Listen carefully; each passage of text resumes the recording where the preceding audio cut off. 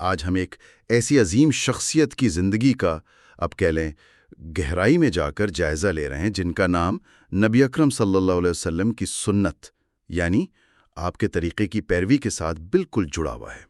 ہمارا مقصد یہی ہے کہ ان کی شخصیت نبی اکرم صلی اللہ علیہ وسلم اور اپنے والد حضرت عمر ابن خطاب رضی اللہ عنہ کے ساتھ ان کا جو ہے خاص تعلق تھا اور جو میراث وہ چھوڑ کر گئے اسے ذرا تفصیل سے سمجھیں۔ تو آئیے شروع کرتے ہیں۔ اچھا، ذرا ایک منظر ذہن میں لائیں۔ یہ ایک شخص مدینہ کی گلیوں میں چل رہا ہے اور وہ اتنی احتیاط سے قدم رکھ رہا ہے جیسے وہ چاہتا ہو کہ اس کا پیر بالکل وہیں پڑے جہاں نبی اکرم صلی اللہ علیہ وسلم نے رکھا تھا۔ یہ تھے حضرت عبداللہ ابن عمر رضی اللہ عنہ۔ جہاں قرآن جمع ہوا وہ مکہ میں وفات پانے والے آخری بڑے صحابہ میں سے ایک سمجھے جاتے ہیں، اور اپنے والد حضرت عمر رضی اللہ عنہ سے تو وہ شکل و شباہت میں، عادات میں بہت ملتے تھے۔ یہ مشابہت والی بات واقعی بڑی دلچسپ ہے۔ مطلب ان کے بیٹے سالم ان سے اور وہ اپنے والد سے؟ جی ہاں، یہ سلسلہ تھا۔ ان کی پیدائش کا زمانہ بھی آپ دیکھیں، نبوت کے اعلان کے تقریباً 1 سال بعد کا ہے، یعنی کوئی 611 عیسوی کے آس پاس۔ ان کی والدہ زینب بنت مزون رضی اللہ عنہا وہ تو اولین مسلمانوں میں سے تھیں، اور بہن حفصہ رضی اللہ عنہا بھی ظاہر ہے جلدی اسلام لے آئی تھیں۔ تو گھر کا ماحول شروع سے ہی اسلامی تھا۔ اچھا، ان کے اپنے اسلام لانے کے بارے میں کیا تفصیل ہے؟ کیا یہ بات صحیح ہے کہ وہ والد سے بھی پہلے مسلمان ہو گئے تھے؟ اس میں تھوڑی سی وضاحت کی ضرورت ہے۔ چونکہ والدہ اور بہن مسلمان تھیں اور یہ خود بچے تھے، تو یہ بالکل ممکن ہے کہ بچپن میں ہی اسلام قبول کر لیا ہو۔ لیکن جو واقعہ زیادہ مشہور ہے وہ حدیبیہ کا ہے۔ وہاں جو بیعت الرضوان ہوئی تھی، یعنی وہ عہد جو صحابہ نے نبی اکرم صلی اللہ علیہ وسلم کے ہاتھ پر کیا۔ ہاں، درخت کے نیچے جو بیعت ہوئی تھی۔ جی بالکل، اس میں انہوں نے اپنے والد سے بھی پہلے آگے بڑھ کر بیعت کی۔ تو یہ اسلام قبول کرنا نہیں تھا، بلکہ ایک عہد، ایک پلیج تھا۔ اور ہجرت تو انہوں نے کم عمری میں ہی والد کے ساتھ مکہ سے مدینہ کی تھی۔ یعنی ان کی جوانی اسلام کے آپ کہیں فیصلہ کن ادوار میں گزری۔ نبی اکرم صلی اللہ علیہ وسلم کے ساتھ ان کا ذاتی تعلق کیسا تھا؟ ظاہر ہے والد خلیفہ ہیں، بہن ام المؤمنین ہیں، تو قربت تو رہی ہوگی۔ جی، اور نبی اکرم صلی اللہ علیہ وسلم کا انداز بھی بڑا آپ کہیں شفقت بھرا تھا۔ وہ اکثر حضرت عمر رضی اللہ عنہ سے پوچھتے، تمہارا وہ نوجوان بیٹا کہاں ہے؟ عبداللہ کو لاؤ۔ اس سے انہیں بہت حوصلہ ملتا تھا۔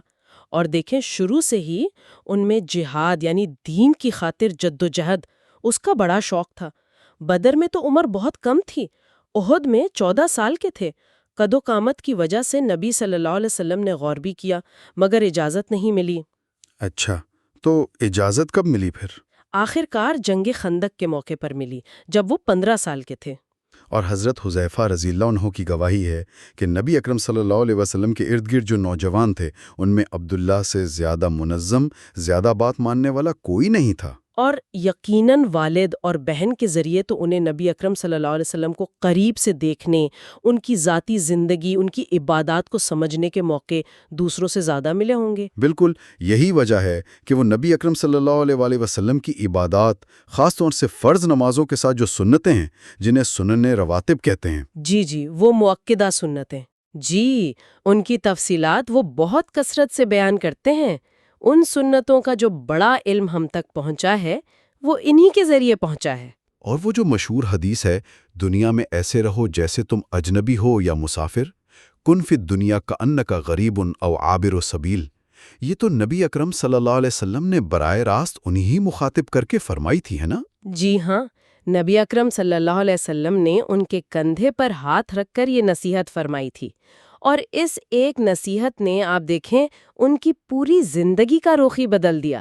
وہ زہد یعنی دنیا سے بے رغبتی اس کی عملی تصویر بن گئے۔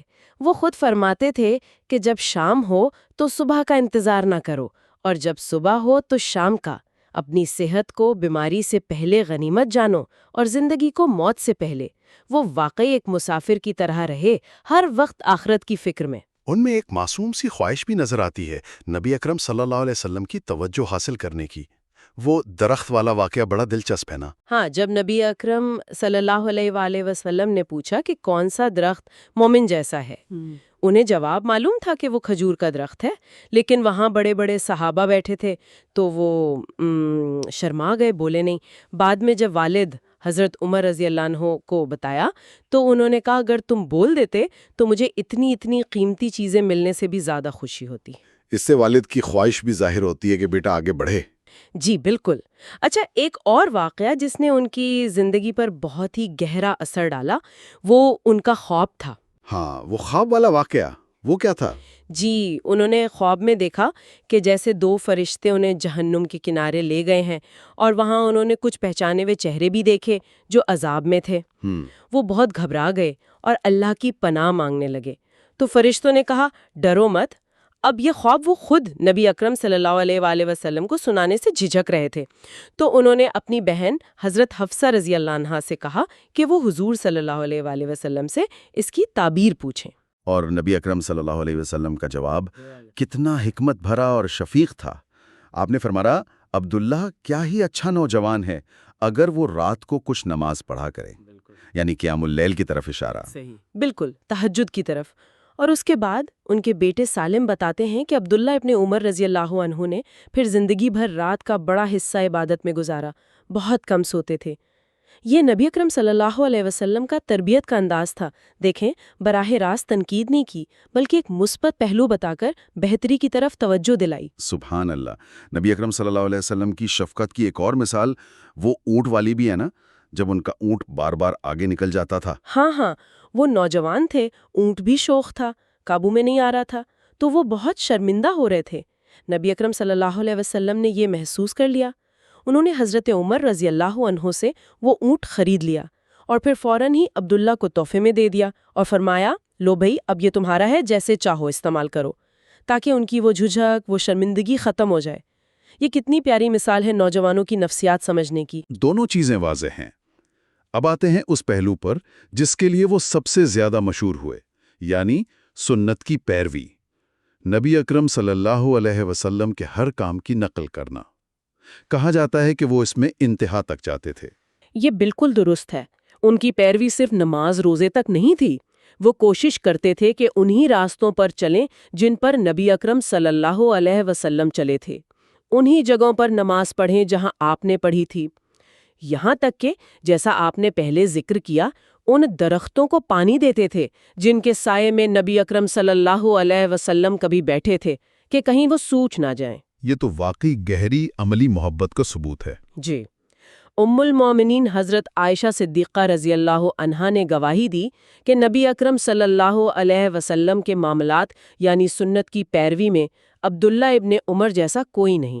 حضرت انس بن مالک رضی اللہ عنہ کا وہ قول بھی ہے کہ ان کی شدت بعض اوقات جنون جیسی لگتی تھی، اس سے ان کی سنجیدگی کا پتہ چلتا ہے۔ جی، وہ ذرا برابر بھی فرق نہیں چاہتے تھے، اور یہی احتیاط حدیث بیان کرنے میں بھی تھی۔ وہ کوشش کرتے تھے کہ لفظ بلفظ وہی بیان کریں جو سنا، اور اکثر نبی اکرم صلی اللہ علیہ وسلم کا ذکر کرتے ہوئے یا کوئی حدیث سناتے ہوئے وہ رو پڑتے تھے۔ انہوں نے 2000 سے زیادہ احادیث روایت کی ہیں جو ان کے علم اور اس احتیاط کا ثبوت ہے۔ عملی اطلاق کی ایک مثال وہ مسجد نبوی کے دروازے والی بھی تو ہے۔ جی ہاں، جب نبی اکرم صلی اللہ علیہ وسلم نے ایک خواہش ظاہر کی کہ کاش یہ دروازہ عورتوں کے لیے مخصوص ہو جائے، تو اگرچہ آپ صلی اللہ علیہ وسلم کی زندگی میں ایسا نہیں ہوا، مگر ابن عمر رضی اللہ عنہ نے اس کے بعد کبھی بھی اس دروازے سے داخل نہیں ہوئے، چاہے مسجد بالکل خالی کیوں نہ ہو۔ اسی وجہ سے تو لوگ دعا کرتے تھے کہ اللہ انہیں لمبی زندگی دے تاکہ لوگ ان کے عمل کو دیکھ کر سنت سیکھتے رہیں۔ 500 سے زیادہ احادیث کے آخر میں راوی یہ جملہ کہتے ہیں اور عبداللہ ابن عمر بھی ایسا ہی کرتے تھے۔ یہ ایک منفرد اعزاز ہے۔ یہ تو تھی سنت سے ان کی والہانہ محبت۔ ان کے کردار میں اصول پسندی بھی بہت نمایاں تھی۔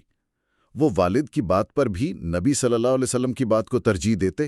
بالکل، اگر انہیں نبی اکرم صلی اللہ علیہ وسلم کا کوئی عمل یا کوئی بات معلوم ہو جاتی تو پھر وہ کسی اور کی رائے نہیں مانتے تھے، چاہے وہ ان کے والد حضرت عمر رضی اللہ عنہ ہی کیوں نہ ہوں۔ جیسے حج تمتع کا مسئلہ تھا، حضرت عمر کی رائے مختلف تھی، لیکن چونکہ نبی اکرم صلی اللہ علیہ وسلم نے کیا تھا تو انہوں نے اسی کو اختیار کیا۔ اور اپنے بیٹے بلال سے بھی تو ان کا ایک واقعہ ہے مسجد جانے کے حوالے سے۔ جی، جب ان کے بیٹے بلال نے اپنی بیوی کو مسجد جانے سے روکنا چاہا تو وہ سخت ناراض ہوئے۔ انہوں نے نبی اکرم صلی اللہ علیہ وسلم کا فرمان سنایا کہ اللہ کی بندیوں کو اللہ کی مسجدوں سے مت روکو۔ جب بیٹے نے پھر بھی اصرار کیا تو انہوں نے اس سے بات کرنا چھوڑ دیا، یہ کہتے ہوئے کہ میں تمہیں رسول اللہ صلی اللہ علیہ وسلم کی حدیث سنا رہا ہوں اور تم اپنی بات کہہ رہے ہو۔ جب تک اس نے رجوع نہیں کیا، بات نہیں کی۔ اور دین میں نئی باتیں یعنی بدعات کے خلاف بھی وہ سخت تھے۔ جی ہاں، جیسے کسی نے چھینک پر الحمدللہ کے ساتھ درود شریف کا اضافہ کیا تو فوراً ٹوکا کہ ہمیں تو نبی اکرم صلی اللہ علیہ وآلہ وسلم نے صرف الحمدللہ سکھایا ہے۔ اذان میں بھی غیر ضروری کھینچ تان کو ناپسند کرتے تھے۔ اپنے والد حضرت عمر رضی اللہ عنہ کے ساتھ ان کا تعلق کیسا تھا؟ ظاہر ہے اتنی بڑی شخصیت کے بیٹے ہونا آسان تو نہیں ہوتا ہوگا۔ تعلق بہت گہرا تھا، احترام کا تھا، اور کئی خوبیاں مشترک بھی تھیں، جیسے اخلاص، اچھی خوشبو کا شوق، سخاوت، محنت۔ حضرت عمر رضی اللہ تعالیٰ عنہ نے انہیں ذمہ داری سکھائی، لیکن کبھی حکومتی معاملات میں آپ کہیں ناجائز رعایت نہیں دی۔ جب وظیفے مقرر ہوئے تو ان کا وظیفہ دوسروں سے کم رکھا، کیونکہ وہ والد کے ساتھ ہجرت کر کے آئے تھے۔ اچھا، یہ تو بڑی بات ہے۔ جی، ایک دفعہ ان کا اونٹ کچھ زیادہ ہی صحت مند دیکھا تو فوراً پوچھا کہ کہیں سرکاری چراگاہ سے تو نہیں چرایا، اور پھر حکم دیا کہ اسے بیچ کر قیمت بیت المال میں جمع کراؤ۔ یہ تھی تربیت۔ وہ اپنے والد کی شہادت کے وقت بھی وہی موجود تھے؟ جی ہاں، بالکل۔ حضرت عمر رضی اللہ عنہ نے آخری وصیتیں انہی کو کیں، اپنا قرض ادا کرنے کا کہا جو کافی بڑی رقم تھی، اور سب سے اہم حضرت عائشہ رضی اللہ عنہا سے نبی اکرم صلی اللہ علیہ وآلہ وسلم اور حضرت ابو بکر صدیق رضی اللہ عنہ کے پہلو میں دفن کی اجازت لینے بھیجا، ایک بار زندگی میں اور پھر وفات کے بعد دوبارہ، تاکہ تسلی ہو جائے کہ اجازت صرف لحاظ میں نہیں بلکہ دل سے ہے۔ حضرت عمر رضی اللہ عنہ نے انہیں خلافت کے لیے نامزد کیوں نہیں کیا تھا؟ انہوں نے خود فرمایا کہ خلافت کی ذمہ داری اعلی خطاب سے ایک ہی شخص کے لیے کافی ہے۔ البتہ انہیں مشورے کے لیے 6 رکنی کمیٹی میں شامل کیا، لیکن خود امیدوار بننے سے منع کر دیا۔ والد کی وفات کے بعد وہ ان کی یاد کو کیسے زندہ رکھتے تھے؟ بہت خوبصورتی سے ان کے دوستوں کا بے حد احترام کرتے تھے۔ ایک بدو کو دیکھا تو اپنی سواری سے اتر گئے، اپنا قیمتی امامہ اتار کر اسے پہنا دیا، سواری بھی دے دی۔ کسی نے پوچھا تو بتایا کہ اس کا والد میرے والد کا دوست تھا، اور نبی اکرم صلی اللہ علیہ وسلم نے فرمایا ہے کہ سب سے بڑی نیکی یہ ہے کہ انسان والد کے دوستوں سے اس کے جانے کے بعد بھی اچھا سلوک کرے۔ ان کا تقوی یعنی اللہ کا خوف، پرہیزگاری، یہ بھی تو مثالی تھا۔ بلا شبہ وہ کثرت سے عبادت کرتے، بہت نفلی روزے رکھتے اور تقریباً ہر سال حج کرتے تھے۔ ان کے شاگرد مجاہد تو کہتے ہیں کہ اگر میں بغیر وحی کے کسی کو جنتی کہہ سکتا تو وہ ابن عمر ہوتے۔ قرآن کی کچھ آیات، خاص طور پر سورۃ الحدید کی آیت 16، کیا ایمان والوں کے لیے وہ وقت نہیں آیا کہ ان کے دل اللہ کے ذکر سے نرم ہوں؟ اور سورۃ المطففین کی آیت 6، جس دن لوگ رب العالمین کے سامنے کھڑے ہوں گے، ان آیات پر تو وہ اتنا روتے تھے کہ ہچکی بن جاتی تھی۔ اور وہ قرآن کے الفاظ یاد کرنے سے زیادہ اس کے معنی اور عمل پر زور دیتے تھے، یہ بات بھی سننے میں آتی ہے۔ جی بالکل، ان کا مشہور قول ہے کہ ہم صحابہ کے لیے قرآن کی چند صورتیں سیکھنا اور ان پر عمل کرنا بھاری ہوتا تھا، جبکہ بعد کے لوگ قرآن آسانی سے پڑھ لیں گے لیکن شاید عمل میں وہ بات نہ ہو۔ ان کے اخلاص کا عالم دیکھیں، مسجد اقصیٰ جاتے تو وہاں پانی تک نہ پیتے تاکہ نیت خالص اللہ کی رضا کے لیے نماز ہی رہے، کوئی دنیاوی غرض نہ ہو۔ ان کی سخاوت اور ہمدردی کی بھی بہت مثالیں ہیں۔ اوہو، بے شمار۔ انہیں غریبوں اور مسکینوں سے بہت محبت تھی، کبھی کسی یتیم کو ساتھ بٹھائے بغیر کھانا نہیں کھاتے تھے۔ 1000 سے زیادہ غلام انہوں نے اپنی جیب سے خرید کر آزاد کیے۔ 1000؟ جی، ان کے آزاد کردہ غلام نافع بتاتے ہیں کہ دوسرے غلام جان بوجھ کر مسجد میں ایسی جگہ عبادت کرتے جہاں ابن عمر کی نظر پڑے، اس امید پر کہ وہ انہیں نیک سمجھ کر آزاد کر دیں گے، اور وہ اکثر ایسا کر بھی دیتے تھے۔ نافع نے ایک بار کہا بھی کہ وہ آپ کو دھوکہ دے رہے ہیں، تو فرمانے لگے جو ہمیں اللہ کے نام پر دھوکہ دے ہم اس سے دھوکہ کھا لیتے ہیں۔ سائل کو کبھی خالی نہیں لوٹاتے تھے۔ ایک بار کہیں سے 4000 درہم اور ایک قیمتی کمبل ملا، اگلی صبح تک سب صدقہ کر چکے تھے۔ اللہ اکبر۔ اچھا، ان کی عاجزی انکساری کیسی تھی؟ اتنے بڑے عالم صحابی۔ کمال کی تھی۔ کوئی انہیں کہہ دیتا لوگوں میں سب سے بہتر تو فوراً تردید کرتے۔ حضرت بلال رضی اللہ عنہ جیسے بزرگ صحابی کا کتنا احترام کرتے تھے۔ سفر میں ساتھیوں کی خدمت خود کرتے، سلام کرنے میں ہمیشہ پہل کرتے۔ یہاں تک مشہور ہے کہ وہ صرف لوگوں کو سلام کرنے کے لیے بازار جاتے تھے، کوئی خرید و فروخت مقصود نہیں ہوتی تھی۔ یہ تو بڑی عجیب، بہت ہی خاص بات ہے۔ جی، اور علم کا سمندر ہونے کے باوجود لا ادری یعنی میں نہیں جانتا کہنے میں ذرا بھی جھجک محسوس نہیں کرتے تھے۔ وہ تو کہتے تھے کہ علم بس 3 ہے: اللہ کی کتاب، نبی صلی اللہ علیہ وآلہ کی قائم شدہ سنت، اور میں نہیں جانتا۔ اپنی آخری زندگی میں جب مسلمانوں میں اختلافات ہوئے، فتنے اٹھے، تو انہوں نے خود کو کیسے بچایا؟ انہوں نے اس دور میں بہت احتیاط کی۔ حضرت عثمان رضی اللہ عنہ کے زمانے میں کوئی سرکاری عہدہ قبول نہیں کیا۔ جب حضرت علی رضی اللہ عنہ اور حضرت معاویہ رضی اللہ عنہ کے درمیان اختلافات بڑھے تو وہ مکہ چلے گئے۔ ان کا موقف بڑا واضح تھا کہ ہم کفار سے تو لڑیں گے لیکن آپس میں لڑنے والے مسلمانوں کے خلاف تلوار نہیں اٹھائیں گے، اور اسی غیر جانبداری کی وجہ سے تمام گروہ ان کا بے حد احترام کرتے تھے۔ لیکن یہ غیر جانبداری اصولوں پر سمجھوتا تو نہیں تھی؟ نہیں، ہرگز نہیں۔ جب حق بات کہنے کا موقع آیا تو انہوں نے کوئی ڈر محسوس نہیں کیا۔ جب عبداللہ ابن زبیر رضی اللہ عنہ کی شہادت ہوئی اور ظالم گورنر حجاج بن یوسف نے مکہ میں بڑا متکبرانہ خطبہ دیا تو ابن عمر رضی اللہ عنہ نے بھری مجلس میں اسے ٹوکا، کہا اے اللہ کے دشمن، تو نے اللہ کے حرم کی حرمت پامال کی اور اللہ کے گھر میں قتل و غارت کی۔ اور پھر اسی حق گوئی کی انہیں قیمت بھی ادا کرنی پڑی۔ جی، کہا جاتا ہے واللہ عالم کہ اسی واقعے کے بعد حجاج نے ایک آدمی کو تیار کیا کہ وہ نیزے پر زہر لگا کر حج کے دوران بھیڑ کا بہانہ بنا کر ان کے پاؤں میں چبھو دے، اور وہی زخم پھر ان کی وفات کا سبب بنا۔ وفات کے وقت انہوں نے چند چیزوں پر حسرت کا اظہار کیا۔